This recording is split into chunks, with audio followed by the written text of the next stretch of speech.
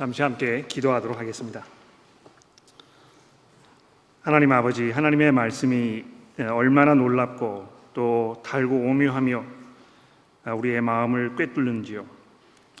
이 시간 우리가 주의 말씀을 들을 때에 하나님의 그 놀라움에 대해서 우리가 다시 한번 확인하게 하시고 하나님께서 주신 그 지혜를 우리가 얻어 우리의 삶을 온전히 살아갈 수 있게 우리 모두를 인도하여 주옵소서. 예수 그리스도의 이름으로 간절히 기도합니다. 아멘. 자, 새해가 시작되면서 이제 우리가 의례적으로 새해 다짐 이거를 하게 됩니다. 묵은 해가 뒤로 지나가고 이 새해는 작년보다 더 나은 모습으로 살아가야 되겠다 하는 이런 마음으로 이제 결심을 하는 것입니다. 운동을 열심히 해서 보다 건강한 모습으로 살아가야 되겠다, 이제 이렇게 마음을 먹으신 분들이 많이 계실 거라 생각이 되고요. 또 어떤 분들은 올해는 이제 성경을 처음부터 끝까지 일독을 반드시 해봐야 되겠다, 이렇게 마음을 먹으신 분들도 계실 것입니다. 또 자녀들에게 내가 보다 적극적으로 다가가서 보다 많은 관심과 사랑을 내가 베풀어야겠다, 이렇게 마음을 먹으신 분도 계시지 않을까 생각을 합니다. 근데 작심삼일이라고 이제 그러죠, 그렇죠? 큰 마음을 먹고 계획을 세우기는 했지만 3일을 넘기지 못하는, 그래서 다 잊어버리거나 포기하는 경우가 허다한 것입니다. 저도 이제 그런 경우를 너무 많이 겪었기 때문에요. 언제부턴가 제 새해 다짐을 제가 이렇게 정했습니다. 궁금하시죠? 제 새해 다짐이 무엇인지. 제 새해 다짐은요, 작년처럼 살자입니다. 작년처럼 살자. 어차피 하지도 못할 것이면서 대단한 무엇인가를 생각이 내는데 이 시간을 낭비할 필요도 없고, 나중에 나는 왜 이렇게 의지가 부족할까 이렇게 자책할 필요도 없습니다. 얼마나 마음이 편합니까? 작년만큼만 살자. 그렇죠? 물론 이제 이런 거를 보시고 너무 소극적이다, 왜 이렇게 꿈이 없느냐, 적당히 사느냐 이렇게 질책을 하실지도 모르겠습니다.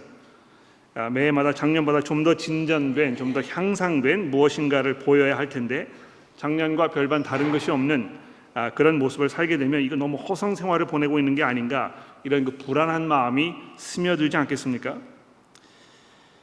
특히 이제 그 자녀들이 집에서 앞으로 전진하는 무엇인가를 이렇게 보이지 않을 때 우리는 이 부모로서 염려하고 질책하면서 억지로라도 무엇인가 새로운 이 시도를 해보도록 이렇게 부추깁니다. 자녀가 이제 특별히 건설적인 것을 하지 아니하고 집에서 허송 세월을 보내고 있을 때 그냥 이제 집에 있다 이렇게 얘기하지 아니하고 뭐라고 얘기합니까? 집구석에 처박혀 있다고 얘기하지 않습니까? 그렇죠? 그 표현 속에는요, 이 부모로서의 어떤 물론 사랑에서 우러나오는 것이겠습니다만 이 분노가 담겨 있는 것입니다. 그렇지 않습니까? 아주 미워 죽겠다고 이렇게 말씀들을 하지 않습니까? 근데 여러분, 이런 모든 생각들 속에는 내가 존재하는 이유가 단순히 생명을 연장하기 위해서가 아니고 삶을 통해서 내가 무엇인가를 이루어야 한다고 염원하는 그 마음이 있기 때문일 것입니다. 20대 청년들은 이제 앞으로 내가 뭘 하면서 살 것인가에 대해서 염려하고 고민합니다. 또 30대, 40대에 들어서면서 내가 지금 이 상태로는 내가 지금까지 꿈꾸던 삶을 이룰 수 없게 되지 않을까 하는, 그래서 내가 좀 더 무엇인가 큰 것을 계획하고 이루어야 될 것이 아닌가, 그렇게 하지 않으면 인생이 실패로 돌아갈지 모른다는 이런 염려와 불안감 속에 사로잡혀 살고 있습니다. 그리고 50대에 들어서면서 내가 지금까지 뭘 하며 산 것인가, 내가 이 삶을 통해서 이룬 것이 고작 이것밖에 안 되는 것인가 하는 이런 자괴감 속에 빠지게 됩니다. 60대, 70대 어르신들은 한결같이 별로 한 것도 없는데 인생이 어떻게 이렇게 빨리 지나갔느냐고 한탄하지 않습니까? 그리고 80이 넘어서면서 이제 기력이 쇠잔하여 더 이상 새로운 무엇인가를 시작하는 것 자체를 생각할 수 없게 되는 것입니다. 내가 무엇인가 이루어내고 있고 또 내 스스로 내 삶이 충분한 이 존재 가치가 있는 삶이라고 그 자부심을 느끼고 싶은, 또 주변 사람들로부터 그 사람 참 훌륭하고 그 좋은 사람이야, 내 주변에 이런 사람이 있다는 것이 이 얼마나 큰 축복인지 몰라, 이렇게 그 인정을 받고 싶은 이런 마음을 우리 모두가 품고 살고 있지 않습니까? 있어도 그만이고 없어도 그만이고 그냥 눈에 들어오지도 않고 이런 사람으로 우리가 존재하고 싶어 하지 않는 것입니다. 어쩌면 그런 이유들 때문에 이 시편 90편이 우리 마음속에 더더욱 강하게 와 닿는 게 아닌가 모르겠습니다. 여러분 그 17절 맨 마지막 부분에 보시면 우리의 손이 행한 일을 우리에게 견고하게 하소서, 우리의 손이 행한 일을 견고하게 하소서라고 아주 간곡하게 하나님께 기도하고 있습니다. 즉 우리가 지금까지 힘써 이루어 놓은 이 일들이, 또 앞으로 이루고자 하는 이 일들이 모래 위에 세운 집이 바람과 비에 휩쓸려 가지고 순식간에 무너져 내리듯이 이렇게 무너져 내려버리는 그런 가치 없는 일이 되지 않게 해달라고, 그것들이 오랫동안 견고하게 서 있게 해달라고 이렇게 간구하고 있는 것입니다. 아마 그런 면에서 이 시편은 이 새해를 시작하는 첫 순간에 우리가 깊이 묵상해보고 또 우리의 생각과 삶을 비추어 볼 만한 굉장히 중요한 그런 말씀이 아닐 수 없습니다. 잠시 이 본문의 내용을 우리가 좀 깊이 살펴보면서 우리가 뭘 돌아봐야 될 것인가, 이런 것들을 잠시 돌아보도록 합시다. 자, 우선 주목할 것은요, 이 시편이 하나님의 사람 모세의 기도라 하는 그 제목을 달고 있다는 것입니다. 이 시편의 대부분이 다윗의 시라 하는 이런 제목을 달고 있기 때문에 여기 이제 특별히 이 모세의 기도라 하는 제목이 우리의 관심을 좀 집중시키지 않습니까? 또 뿐만이 아니고요, 이 시편은 그 제 4권이 시작되는 그 첫 시편입니다. 그렇죠? 잘 아시다시피 시편이라는 책이 전체 모두 5권으로 구성이 되어 있습니다. 1권과 2권에 보시면 거기 속한 모든 그 시편들이 이 다윗 왕이 왕으로 살면서 이 고난을 많이 당했는데요. 그 자기가 당한 그 고난, 이런 것들을 배경으로 하나님께 도움을 요청하는 이런 시들로 이루어져 있습니다. 자신을 해하려고 달려드는 이런 사람들로부터 도망하면서 자신의 목숨을 해치려고 하는 자들에게 둘러싸인 이런 아주 긴박한 상황 속에서 내 하나님이 어디 있느냐고 조롱하는 자들의 이 비웃음을 온 몸에 다 뒤집어 쓰면서 다윗은 하나님께 도대체까지 내가 언제까지 하나님을 기다려야 하나님의 도움을 기대할 수 있겠느냐고 이렇게 울부짖는 그런 시편들이 1권과 2권의 대부분입니다. 이 이스라엘을 다스리도록 하나님께서 임명하신 왕 다윗이 이렇게 비참한 모습으로 전락한 것을 이 1권과 2권이 그리고 있다면, 이 3권을 구성하고 있는 시편 73편부터 89편은 이 하나님의 택하신 백성으로서의 이스라엘이 그 나라 전체가 맡고 있는 이 절망적인 운명에 대해서 노래하고 있습니다. 그러니까 이 왕들이 이렇게 고생하고 정말 그 오합지졸처럼 왕권이 다 무너져가는 이런 상황 속에서 백성들에야 말해야 뭐 하겠습니까? 여러분 특별히 그 시편 79편을 좀 보십시오. 성경 가지고 계시니까 시편 79편을 한번 보시기 바랍니다. 거기 1절에 보시면 어떻게 되어 있습니까? 하나님이여, 이방 나라들이 주의 기업의 땅에 들어와서 주의 성전을 더럽히고 예루살렘이 돌 무더기가 되게 하였나이다. 그러니까 지금 이 외세 침공을 받아가지고요, 이 하나님의 그 다스림을 상징하는 이 성전이 다 무너져 내려버리고 나라가 이 초토화되는 이런 상황에 대해서 지금 시편 79편이 얘기하고 있는 것입니다. 하나님께서 이스라엘을 이 애굽에서 구원해 내신 후에 약속의 땅인 가나안 땅으로 인도하셨을 때에는 거기에 얼마나 그 위대한 그런 희망이 있었겠습니까? 이 선택받은 백성이 하나님의 선택하신 왕의 통치하에서 약속의 땅에 들어가서 거기에 터를 잡고 하나님의 모든 축복을 누리면서 온 세상에 이 하나님의 영광을 드러내는, 그래서 이 세상이 하나님을 바라보도록 인도하는 역할을 감당할 것이라는 이런 그 희망적인 이런 그 메시지가 있었던 것입니다. 그러나 이 선택받은 왕 다윗이, 그리고 그의 뒤를 이어서 왕위에 오른 다윗 가문의 모든 왕들이 왕으로서의 구실을 제대로 감당하지 못하고 질이 멸렬했기 때문에 나라 전체도 함께 점점 소멸되어가는 이 절망의 구렁텅이 속으로 빠져들어간 것입니다. 그래서 여러분 그 시편 3편의 그 3권의 맨 마지막 시편인 이 89편을 보십시오. 시편 89편 이 38절을 보시면 이스라엘의 이 절망적인 상황을 아주 잘 설명하고 있습니다. 제가 한번 읽어보도록 할게요. 시편 89편 38절 말씀입니다. 그러나 주께서 주의 기름 부음 받은 자, 이 지금 왕을 얘기하는 것입니다. 그렇죠? 주께서 주의 기름 부음 받은 자에게 노하사 물리쳐 버리셨으며 주의 종의 언약을 미워하사 그의 관을 땅에 던져 욕되게 하셨으며 그의 모든 울타리를 파괴하시며 그의 요새를 무너뜨리심으로 길로 지나가는 자들에게 다 탈취를 당하며 그들의 이웃에게 욕을 당하나이다. 주께서 그의 대적들의 오른손을 높이시고 그들의 모든 원수들이 기쁘게 하셨으나 그의 칼날은 둔하게 하사 그가 전장에서 더 이상 버티지 못하게 하셨으며 그의 영광을 그치게 하시고 그의 왕위를 땅에 엎으셨으며 그의 젊은 날들을 짧게 하시고 그를 수치로 덮으셨나이다. 여러분이 얼마나 절망적입니까? 그렇죠? 하나님의 그 택하신 그 왕, 하나님의 그 모든 위엄과 능력으로 하나님의 백성들을 통치하도록 부름을 받았던 이 왕이 이렇게 아주 비참한 모습으로 전락해서 그 백성들조차도 이렇게 처참한 모습으로 지금 허우적대고 있는 이 안타까운 상황을 마지막으로 시편 3권이 이 결말을 맺고 있습니다.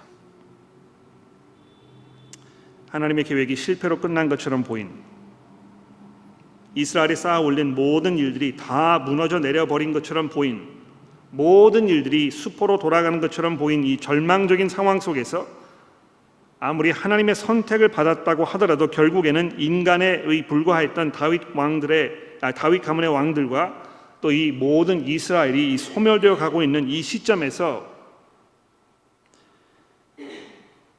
이 시편은 이스라엘의 민족으로서의 역사를 시작하는 첫 순간에 가장 결정적인 역할을 담당했던 모세로 돌아가고 있습니다. 모세가 이스라엘 백성들을 가나안 땅으로 인도하여 가면서 드렸던 이 기도, 그 땅에서 앞으로 그들이 하나님의 나라를 세우기 위해서 행할 모든 일들을 하나님께서 축복하셔서 그들의 모든 수고와 헌신이 수포로 돌아가지 않게 해달라고 우리의 손으로 행한 이 일을 하나님이여 견고하게 해 주옵소서, 이렇게 기도하고 있는 이것이 매우 중요한 그런 의미를 가지고 있는 것입니다. 여러분, 그 가장 절망적인 상황이 왔을 때, 그래서 우리가 우리의 힘으로는 앞으로 헤쳐나갈 수 없다는 것을 깨닫게 되고, 그래서 우리가 정말 진실된 회개와 겸손한 믿음으로 하나님께 전적으로 의지하게 되었을 때 하나님께서 종종 우리를 그런 자리로 인도하시기 위해서 우리를 치시는 것입니다. 말로 이렇게 해서 듣지를 않으니까 하나님께서 종종 여러 가지 상황들을 만드셔가지고 우리로 하여금 정신을 차리도록 이렇게 하시는 경우가 종종 있지 않습니까? 근데 이제 그런 상황에 우리가 들어가게 되었을 때 우리가 뭘 깨달아야 되겠습니까? 우리의 능력과 우리의 지혜가 아니고 하나님의 전적인 은혜로만 우리가 설 수 있다는 것을 깨닫게 되었을 때에 우리는 비로소 하나님의 능력만이 주실 수 있는 그 복된 삶을 누릴 수 있게 되는 것입니다. 그래서 이 시편 이 1절과 2절에서 우선 그 하나님의 영원하심에 대하여, 그리고 3절부터 11절에서 인간의 나약함에 대하여 모세가 고백하고 있습니다. 하나님께서 그 이스라엘 백성들이 이러한 상황으로 몰아가심으로 말미암아 그들로 하여금 이 하나님의 능력에 대하여, 그리고 그들 자신의 이 나약함에 대해서 그냥 입으로만 고백하는 것이 아니고 정말 이 피부로 느끼며 마음속으로부터 깊이 고백하도록 지금 하나님께서 인도하셨다는 것을 모세가 찬송하고 있는 것입니다. 여러분, 이 1절에 우선 하나님께서 우리의 거처가 되셨다는 이 고백을 한번 생각해 보십시오. 이 거처라는 말이 무슨 말입니까? 지낼 곳, 집을 말하는 것이죠. 그렇죠? 외부의 모든 위험으로부터 보호를 받고 편안한 안식을 취할 수 있는 이 보금자리가 집입니다. 여러분, 집에 들어가시면 마음이 푸근해지고 이 안정과 그 휴식 이런 걸 취하실 수 있습니까? 어떤 집에는 가정의 불화가 있어가지고 이제 그런 걸 누리지 못하는 경우도 있게 되는데요. 정말 집에 들어갔을 때 가족들의 그 따뜻한 환대를 받고 거기에서 편안함이 있고 휴식이 있고 쉼이 있는 그런 자리가 있다면 얼마나 복된 곳이 되겠습니까? 이스라엘 사람들이 하나님께서만이 자신들의 보금자리가 되신다는 것을 이제야 비로소 믿음으로 고백하게 된 것입니다.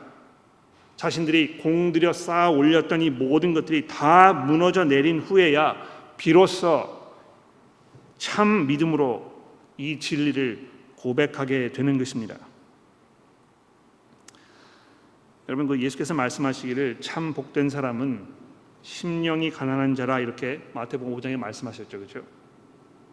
심령이 가난한 사람이 누구입니까? 자신을 스스로 부하다고 자신만만하게 생각하지 않는 사람입니다.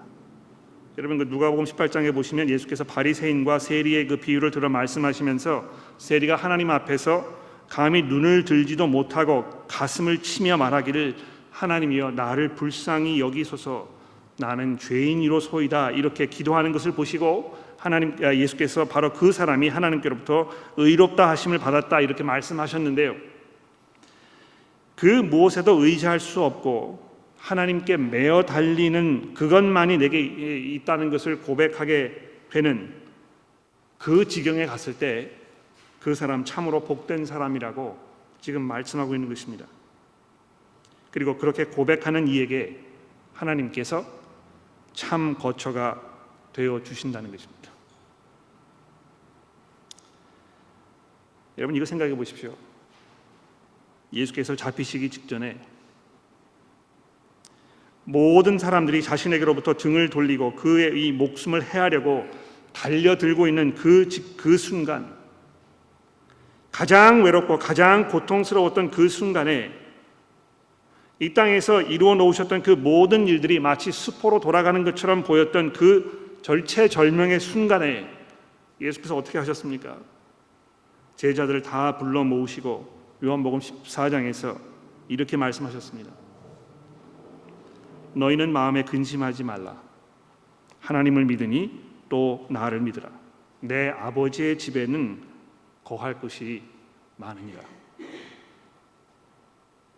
그렇지 않으면 내가 너에게 일렀으리라. 내가 너희를 위하여 거처를 예비하러 가노니 가서 너희를 위하여 거처를 예비하면 내가 다시 와서 너희를 내게로 영접하여 나 있는 곳에 너희도 있게 하리라, 이렇게 말씀하지 않으셨습니까? 예수께서 이 말씀을 하시면서 시편 90편의 말씀을 기억해 내셨는지 우리가 알 수 없습니다만 그 순간에 이 시편의 말씀을 기억하셨다면 아마 그게 그렇게 놀라운 일이 아닐 것입니다. 예수께서는 하나님 아버지께서 이제 자신에게 닥칠 이 모진 비바람으로부터 피하여 숨을 수 있는 바위가 되신다는 것을 그 누구보다도 잘 알고 계셨고, 거기 하나님의 이 집에 거할 수 있는 그 거처가 있다는 것을 지금 믿음으로 고백하시고 계시는 것입니다. 뿐만 아니죠, 이 시편이 이 하나님의 영원하심에 대해서도 말씀합니다. 여러분, 이 영원하다는 말을 잠시 생각해 보십시오. 우리가 가지고 있는 거의 모든 것들은 일시적인 것에 불과합니다. 왜 그렇습니까? 우리 스스로가 일시적이기 때문에 그렇습니다.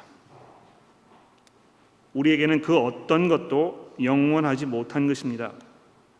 소위 이제 이 사랑이 불멸이라 이렇게 이제 얘기를 하는 경우가 종종 있습니다. 그러나 심지어 내가 내 가족을 사랑한다고 해도 그 사랑마저도 나의 죽음과 내 가족의 죽음으로 소멸되는 것입니다.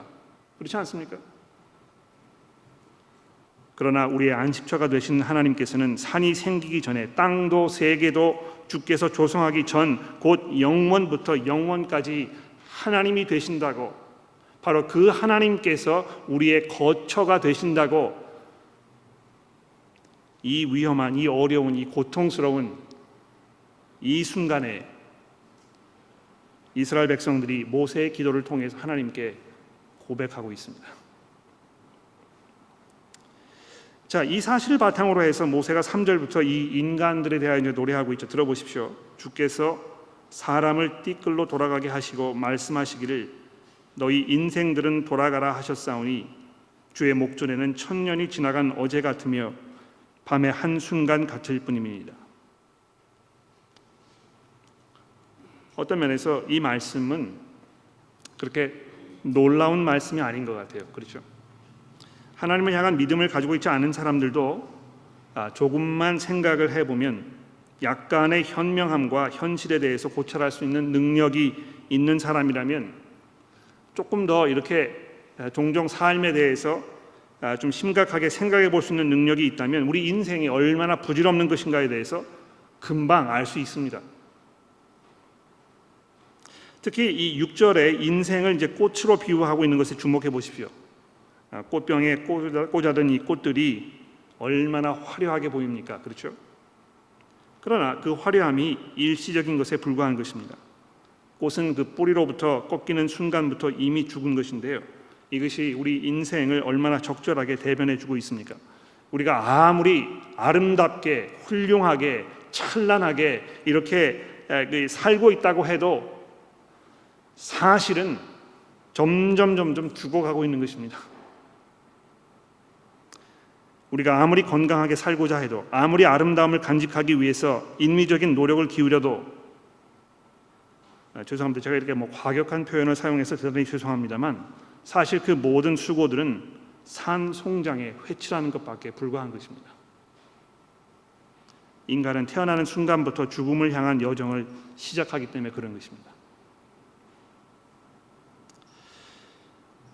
물론 이것이 성경에서만 말씀하는 것은 아니고요. 모든 사람들이 동의하는 바일 것입니다.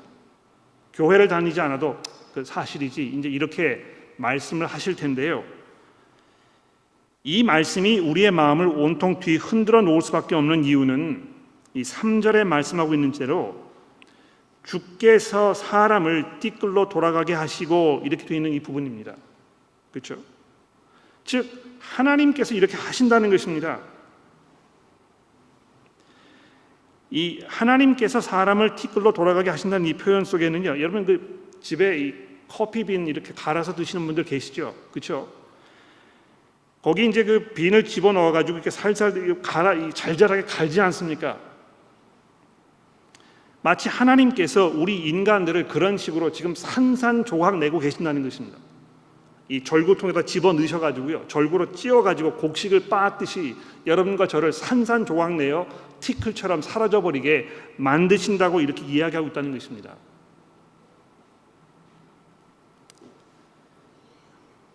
이렇게 이것이 현실이고 이것이 사실이라면 이건 뭐 어떻게 하란 말인가? 우리의 삶이 이렇게 순간적이고 일시적이고 이렇게 부질없는 것이고 이렇다면 우리가 도대체 어떻게 살아야 될 것인가? 이 철학자들이 수천 년 동안 그 문제를 가지고 깊이 고민하지 않았습니까? 내가 어떻게 살 것인가?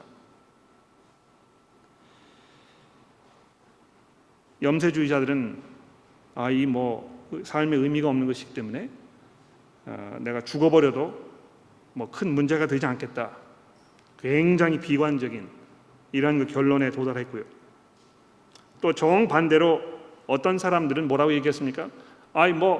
그렇다면 그럼 마음 내키는 대로 내가 하고 싶은 대로 일시적인 어떤 그 쾌락을 추구하면서 마음껏 먹고 마시고 즐기면서 이렇게 한번 살아보자. 이 두 가지로 결론을 내려버리지 않았습니까? 우리의 인생이 이렇게 부질없는 것이고 순간적인 것이면 아마 그 둘 중에 하나를 선택하는 것이 옳은 일일지 모르겠습니다. 그런데 그렇지 않은 이유가 무엇입니까? 여러분 그 7절 말씀해 보십시오. 우리는 주의 노에 소멸되며 주의 분내심에 놀라나이다. 주께서 우리의 죄악을 주의 앞에 놓으시며 우리의 은밀한 죄를 주의 얼굴 빛 가운데 두셨사오니 우리의 모든 날이 주의 분노 중에 지나가며 우리의 평생이 순식간에 다하였나이다.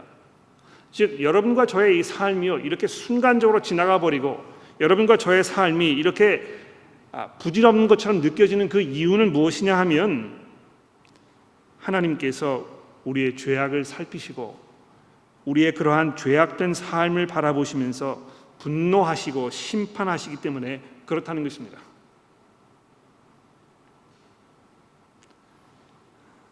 우리가 70을 살고 강건하면 80을 살지만 여기 10절에 말씀하고 있는 것처럼 결국 남는 것은 수고와 슬픔뿐이요, 그것마저도 너무 빨리 지나가기 때문에 하나님의 그 분노가, 하나님의 진노가 얼마나 두려운 것인지 내가 이제 비로소 깨닫게 되나이다, 이렇게 고백하고 있는 것입니다.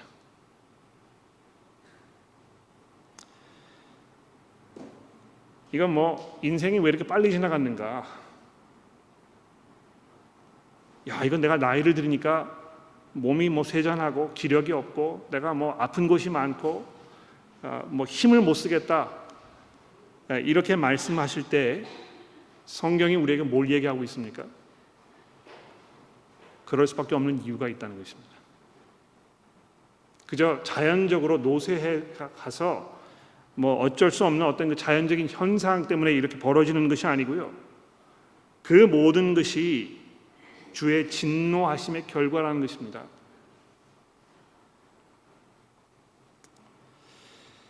우리가 이것을 깨달아야 할 텐데요, 세상 사람들이 계속해서 이것을 부인하는 것입니다. 이것을 잊어버리는 것입니다.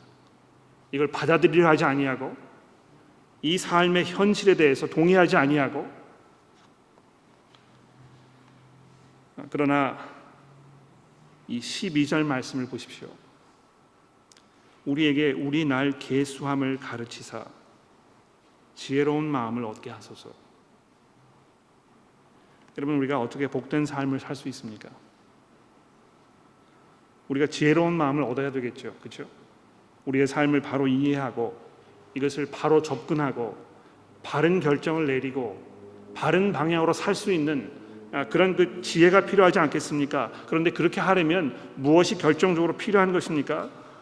우리의 이 날의 계수를 할 수 있어야 된다는 것입니다. 이거 잘 계산해 보고 지금 내가 어느 지경에 와 있는지, 내가 왜 이렇게 살고 있는지, 우리가 얼마나 부질없는 존재인지, 하나님께서 얼마나 영원하신 분인지, 이런 것들을 마음속으로 깊이 깨닫고 거기에 대해서 겸손하게 하나님 앞에 믿음으로 회개하고 주의 도우심에 온전히 의지하였을 때에 비로소 여러분과 저는요, 복된 삶을 살 수 있게 되는 것입니다. 그래서 13절부터 이렇게 얘기하죠. 여호와여 돌아오소서. 언제까지니까? 주의 종들을 불쌍히 여기소서. 아침에 주의 인자하심이 우리를 만족하게 하사 우리를 일생 동안 즐겁고 기쁘게 하소서. 그렇습니다, 여러분. 하나님께서만이 여러분과 저를 회복시키실 수 있는 것입니다. 이스라엘 백성들이 바벨론의 포로 생활을 70년 동안 하다가 약속의 땅으로 돌아오는 그 순간에 무엇을 깨달았겠습니까? 우리의 이 오만함과 우리의 이 어리석음과 우리의 이 패역한 삶, 이것이 어떤 결과를 우리에게 가져왔는가? 우리가 정신을 차리면서 이제 하나님께 우리의 마음을 돌리고 거기에서 새로운 시작을 해야 되겠다, 이런 결심을 했었겠죠, 그렇죠? 그러나 그것마저도 실패한 것입니다. 가나안 땅으로 돌아왔던 이스라엘 백성들이 복귀한 후에 똑같은 전례를 반복하지 않았습니까? 그런 상황을 보면서 나중에 선지자들이 뭘 얘기했습니까? 앞으로 주의 날이 올 텐데 그때에는 하나님의 성령께서 우리 마음속에 새 마음을 심어주시고 우리가 이 마음속으로 하나님의 말씀을 들으며 우리의 삶을 하나님께 온전히 드릴 수 있게 되는 그 날이 오게 될 것이라고 이렇게 예언하였던 것입니다. 이 17절에 모세의 이 기도, 우리의 손이 행한 일을 우리에게 견고하게 하소서, 우리의 손이 행한 일을 견고하게 하소서 하는 이 간구는 어떤 면에서 장차 오실 예수 그리스도를 통하여 거듭난 하나님의 백성들이 비로소 삶을 온전하게 이해하여 정말 열매 맺는 삶을 살게 될 것을 간구하며 기대하며 예언하는 아마 그런 말씀일 것입니다. 오늘 아침에 우리가 봉독한 이 마태복음 그 말씀 속에 예수께서 비유로 그런 얘기 하셨잖아요. 사람이 집을 지었는데 한 사람은 모래 위에 집을 지었고 한 사람은 반석 위에 집을 지었다고 얘기합니다. 내가 지금 내 손으로 무엇을 짓고 있는가? 내가 이루려고 하는 것이 무엇인가? 그리고 그것이 어디에 초석을 두고 있는 것인가? 이런 것들을 심각하게 돌아보고 우리의 삶을 재조명하는 그런 자리가 되어야 되지 않겠습니까? 예수 그리스도의 오심으로 인하여 모든 것이 새로워진 것입니다. 여러분, 이제 여러분과 저는요, 이 땅을 우리의 고향으로 생각하면서 살고 있지 않습니다.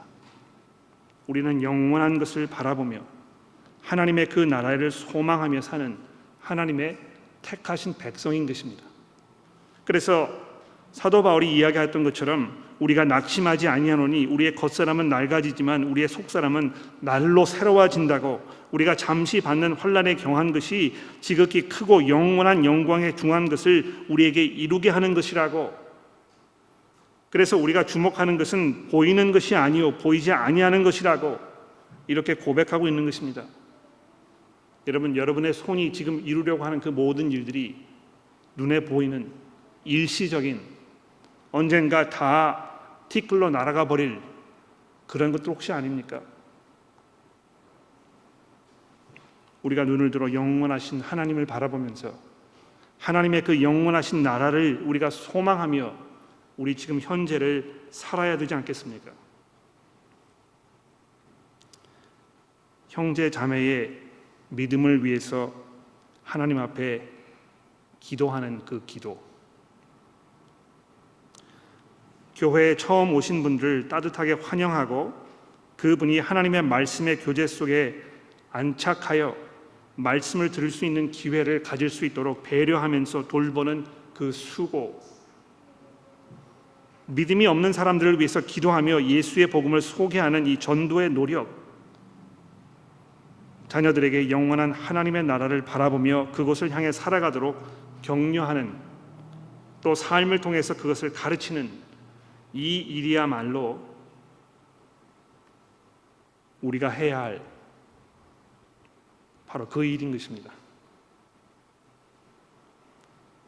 그래서 예수께서 우리가 기도할 때 뭘 위해서 기도하라고 말씀하셨습니까? 너희가 기도할 때 이렇게 기도하라. 주의 나라가 임하시오며 주의 뜻이 하늘에서 이루어진 것 같이 이 땅에서도 이루어지이다. 모래 위에 집을 지으려는 어리석음을 피하십시오. 우리의 삶이 부질없는 것이며 순간적일 뿐이지만 예수 그리스도의 복음을 통하여 우리가 영원하신 하나님 나라의 시민이 되었다는 사실을 기억하십시오. 천국을 바라보시면서 영원을 사모하는 여러분들 되시기를 간절히 기도합니다. 여러분, 우리 함께 오늘 설교를 마친 후에 주기도문으로 함께 기도합시다. 하늘에 계신 우리 아버지여, 이름이 거룩히 여김을 받으시오며 나라가 임하시오며 뜻이 하늘에서 이루어진 것 같이 땅에서도 이루어지이다. 오늘 우리에게 일용할 양식을 주시옵고 우리가 우리에게 죄 지은 자를 사하여 준 것 같이 우리 죄를 사하여 주시옵고 우리를 시험에 들게 하지 마시옵고 다만 악에서 구하시옵소서. 나라와 권세와 영광이 아버지께 영원히 있사옵나이다. 아멘.